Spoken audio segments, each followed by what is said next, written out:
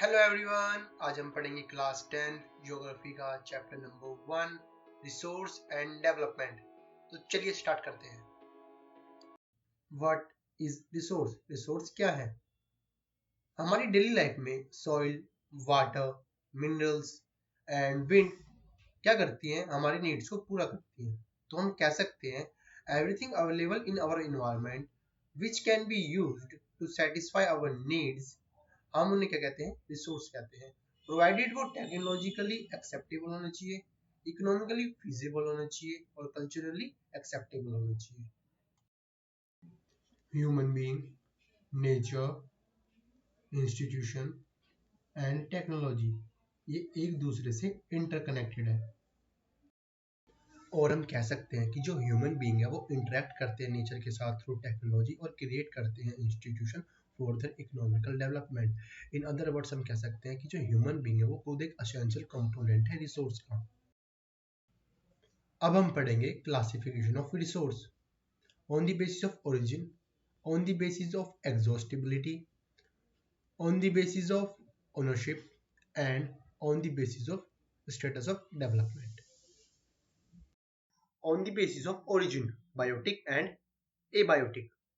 Biotic resource जो होते हैं वो ऑब्टेन होते हैं बायोस्फीयर से और हैव लाइफ, जैसे कि humans and flora and fauna. Abiotic resource जो होते हैं वो कंपोज्ड होते हैं नॉन लिविंग थिंग से, जैसे कि rocks and minerals. On the basis of exhaustibility, renewable resource, non renewable resource.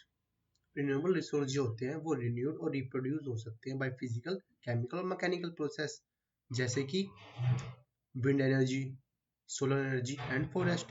Non-renewable resource cannot be reproduced by physical, chemical or mechanical process, जैसे कि minerals and fusion. On the basis of ownership, individual resource, community owned resource. Individual resource जो होते हैं privately owned होते हैं by individual, जैसे कि land. Many farmer allotted land by the government against the payment of revenue.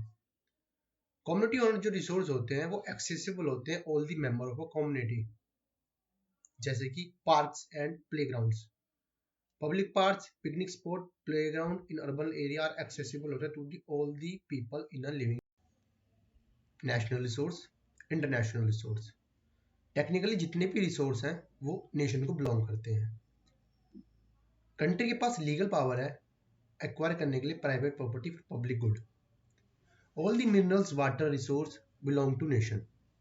International resource जो होते हैं वो रेगुलेट होते हैं बाय द इंटरनेशनल इंस्टीट्यूशंस, जैसे कि ओशियन जो है वो एक रिसोर्स है। Beyond 20 mile exhaust economical zone belong to international resource और no individual can utilise these resource without the consent of international on the basis of status of development. Potential resource and develop resource. Potential resource जो होते हैं found होते हैं कि region में but not have been utilise. आप example लो राजस्थान का। राजस्थान और गुजरात में क्या है? एनॉर्मस पोटेंशियल है for the development of wind and solar energy, पर ये जो है अब तक डेवलप्ड नहीं की गई है। डेवलप्ड रिसोर्स में क्या है?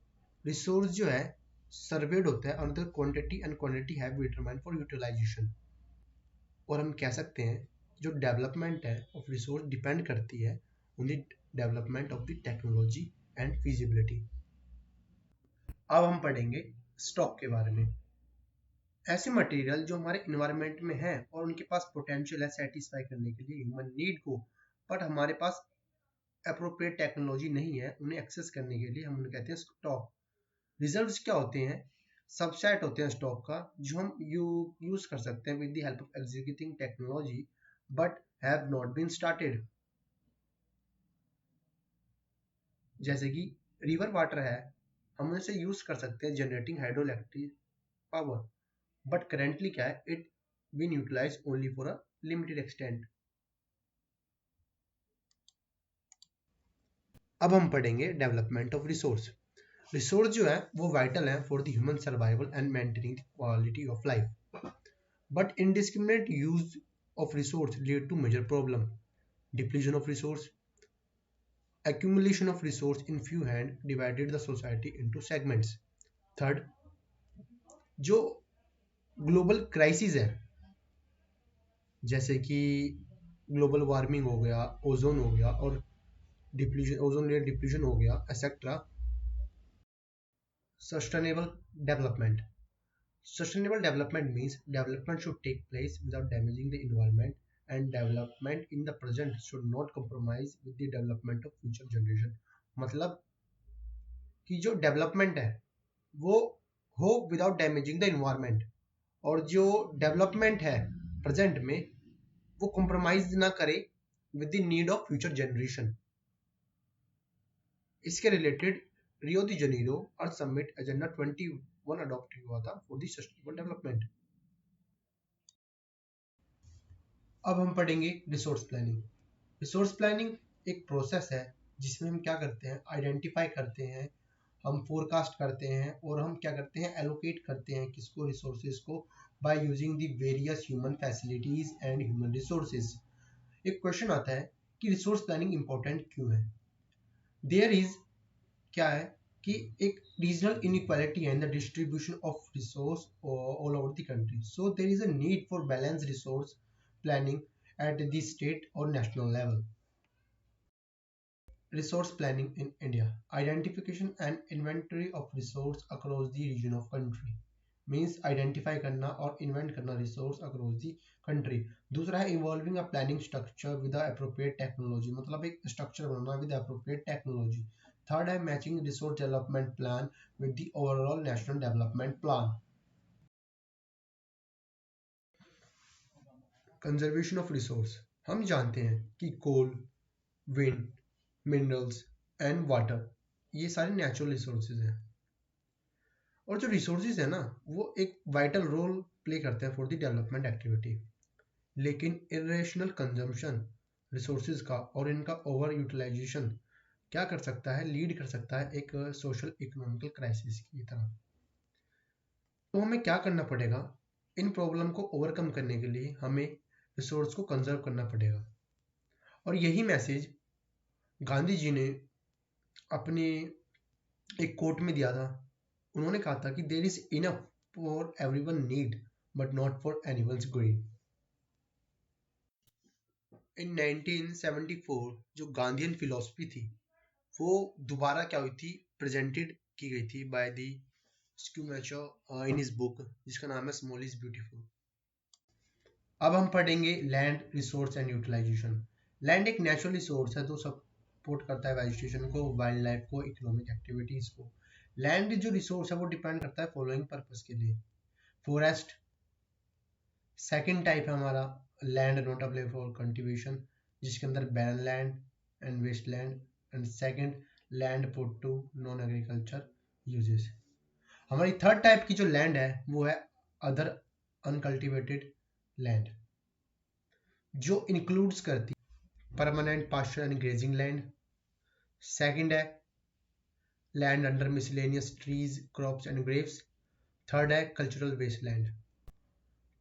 अब हम पढ़ेंगे फैलो लैंड। फैलो लैंड दो तरह की होती है: करंट फैलो मतलब जो पिछले 1 साल से कल्टीवेट नहीं की गई है।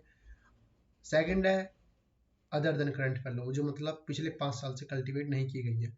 नेट सोन एरिया रिप्रेजेंट करता है total area Son with crops and ऑर्चार्ड्स।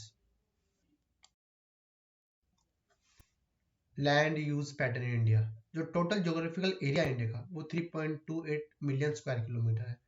जो लैंड यूज डाटा है वो अवेलेबल है 93% of the total geographical area. Third जो पैटर्न है ना नेट सोन एरिया का वो वेरी करता है from one state to another, and 85% of the total area in Punjab and Haryana is less than 10% in the Arunachal Pradesh and Mizoram. और जो फोर्थ पॉइंट है वो क्या कह रहा है कि जो फॉरेस्ट एरिया है कंट्री में वो far lower than the derived 33% of the geographical area as per the national forest policy. Land degradation, India में 130 मिलियन हेक्टेयर लैंड डिग्रेडेटेड है जिसमें से 28% फॉरेस्ट डिग्रेडेड एरिया है और 56% वाटर इरोडेड एरिया है।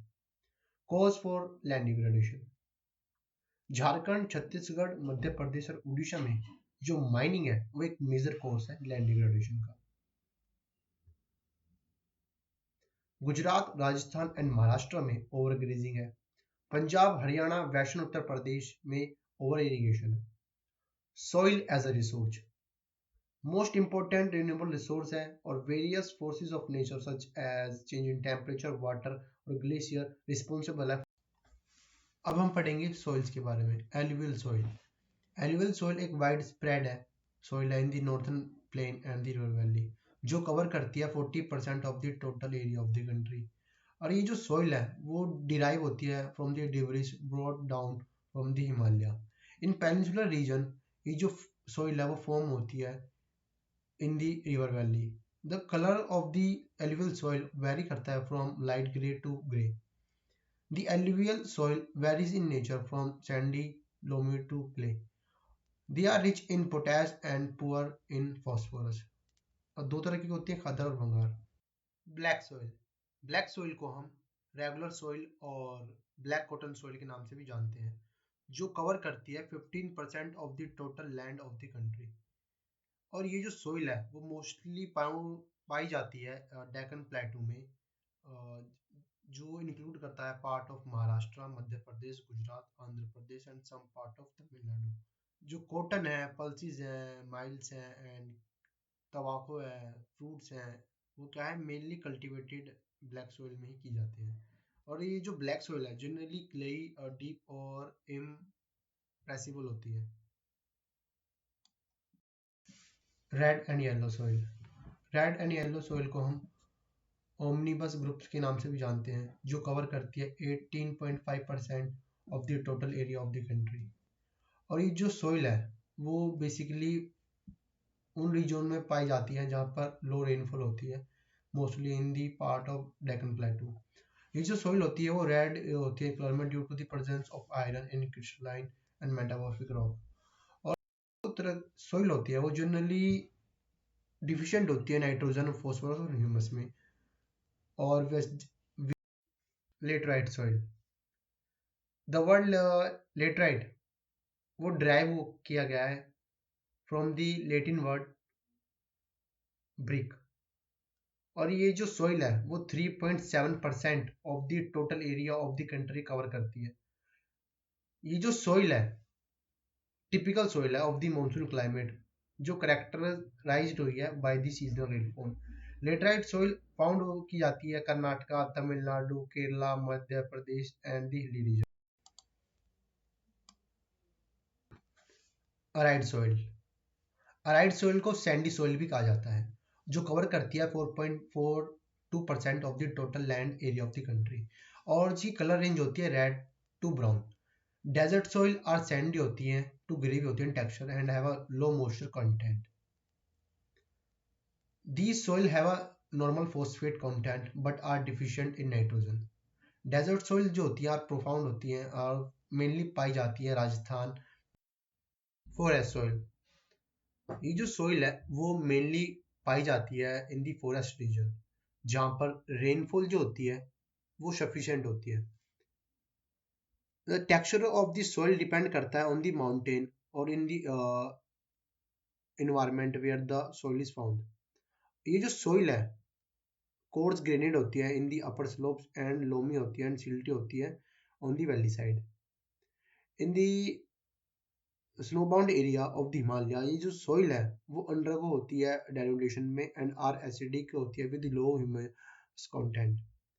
ये जो सॉइल है वो बेसिकली पाई जाती है लोअर्स वैली में।